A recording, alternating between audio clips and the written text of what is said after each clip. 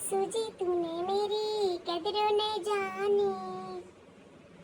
नहीं जानी, मेरी सास तो मेरी बहुत कदर जानती है। अरे मेरे घर वालों ने नहीं कदर जानी। अरे नहीं भाभी कदर जानी, नहीं भतीजी कदर जानी, तो कम से कम सास तो कदर जानी, पति तो कदर जाना।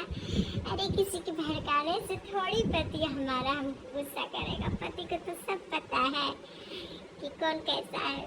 कहता है मजे लूटो बेबी मजे लूटो, पागलों का काम है बेवकूफ बनाना, बनाने दो। जिसके जितनी अकल होती है उतनी ही बात करता है। मैं तो चिल करती हूँ और नहीं तो और नहीं तो काहे वीडियो बनाना बंद कर देंगे और दिखा के बनाएंगे। आग लगाने से, आग लगाने वाला तब हो जब सामने वाला गर्म हो। यहाँ सामने वाले लोग ठंडे हैं।